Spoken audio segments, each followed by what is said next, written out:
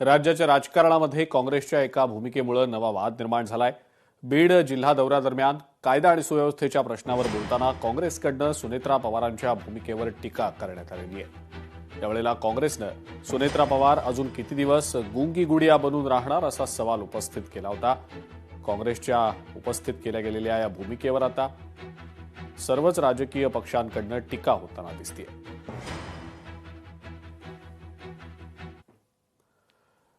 वेळ आल्यावर योग्य ते उत्तर देईन असं गुंगी गुडिया टीकेसंदर्भात उपमुख्यमंत्री सुनेत्रा पवार यांनी प्रतिक्रिया देत म्हटलंय।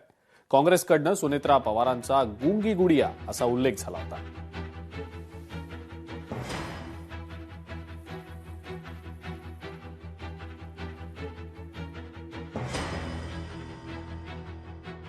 वहिनी काँग्रेस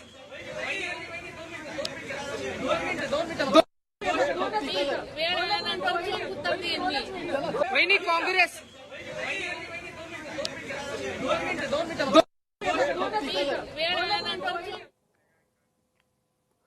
मुख्यमंत्री देवेंद्र फडणवीस यांनी काँग्रेसला टोला लगावलाय। काँग्रेस अतिशय खालच्या स्तरावर उतरलाय। काँग्रेस नेत्यांची पातळी घसरलेली आहे।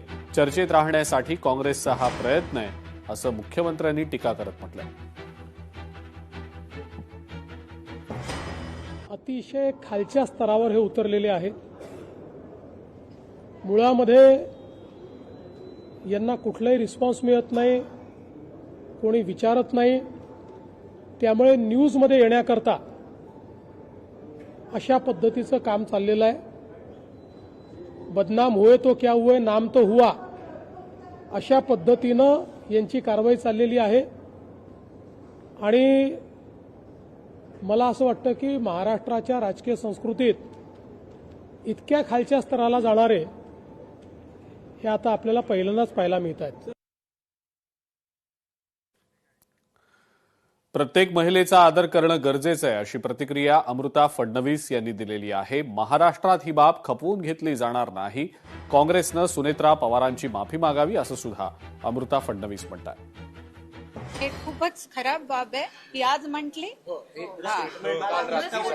अच्छा, मी अपडेटेड नाहीये, पण ज्यांनीही हे म्हटलं तर त्यांना हे लक्षात यायला पाहिजे ती ताई त्या सक्षम स्त्री आहेत। प्रत्येक स्त्रीचं कॉन्ट्रीब्युशन मोठं असतं आणि त्यांना माहित आहे कुठे बोलायचं कुठे नाही। आपल्या महाराष्ट्रात असे लोक आहेत, जितके पॉलिटिशियन्स आहेत तितके ओपिनियन्स आहेत आणि कोणी काहीही बोलतं।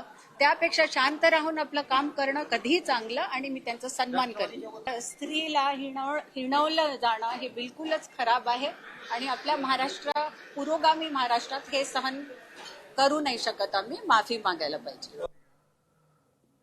उपमुख्यमंत्री सुनेत्रा पवार यांच्याविषयी काँग्रेसनं वापरलेल्या गुंगी गुडिया या शब्दांवरनं राज्यातलं राजकारण तापलंय। या वादावर काँग्रेस प्रदेशाध्यक्ष हर्षवर्धन सपकाळ यांनी सुद्धा भूमिका स्पष्ट केलेली आहे। सपकाळांनी शब्दप्रयोग मागे घ्यायला नकार देत तो परिस्थितीनुसार योग्य असल्याचाच दावा केलाय। सुनेत्रा पवारांनी आपण दुर्गा आहोत हे कृतीतनं सिद्ध करावं असं हर्षवर्धन सपकाळ म्हणतात। उपमुख्यमंत्री पदावरची व्यक्ती जर पत्रकारांचे प्रश्न घेत नाही आणि उपमुख्यमंत्री पदावरील व्यक्ती एक आमदाराला ज्यांच्या प्रतिमेच्या अनुषंगाने आधीच सांगितलं त्यांना त्यांच्याकरवी पत्रकारांना चूप बसवतात, हे लोकशाहीला आणि एकंदरीत समाज जीवनाला अशोभनीय आहे। गुंगी गुडिया ही शिवी आहे का? गुंगी गुडिया हा अपशब्द आहे का? गुंगी गुडिया हा काही अनपार्लमेंटरी विषय आहे का? नाही, हे एक वर्णन आहे आणि ते वर्णन जसं तो शब्द आहे अगदी तशाच स्वरूपामध्ये हा उपमुख्यमंत्री यांच्यावर तो अत्यंत व्यवस्थित पद्धतीने बसलाय। अजितदादा पवार यांचा झालेला अपघात, त्या अपघाताची चौकशी का होत नाही त्यावर त्या बोलत नाहीत। या अपघातामध्ये गुन्हा अद्यापर्यंत का दाखल झाला नाही त्यावर त्या बोलत नाहीत। यासोबतच अर्थखातं त्यांना अद्यापर्यंत मिळालं नाही त्यावर त्या कुठेतरी बोलत नाहीत। त्यांनी जे मुकेपण आणलेलं आहे हे मुकेपण सार्वजनिक जीवनात आणि उपमुख्यमंत्री पदाच्या एका खुर्चीवरच्या व्यक्तीला हे अशोभनीय आहे। मला हेही या निमित्तानं सांगायचं आहे की जेव्हा टीका होते तेव्हा सकारात्मक बघितली पाहिजे। इंदिरा गांधींनाही गुंगी गुडिया एका काळामध्ये म्हटलं गेलं आणि इंदिरा गांधी गुंगी गुडिया नाही, त्याच इंदिरा गांधींनी त्यांच्या कर्तृत्वातून त्या टीकेला उत्तर देत असताना थेट अटल बिहारी वाजपेयी सारख्या माणसालाही त्यांना दुर्गा म्हणावं लागलं। त्यामुळे इंदिरा गांधी ह्या भारताच्या एक लोह पंतप्रधान, एक अत्यंत परखड पंतप्रधान, धाडसी पंतप्रधान अशा स्वरूपाची एक भूमिका आणि एक प्रतिमा ही इंदिरा गांधींची तयार झाली आहे. लोकशाही मराठी ऐका, पहा, जागरूक रहा.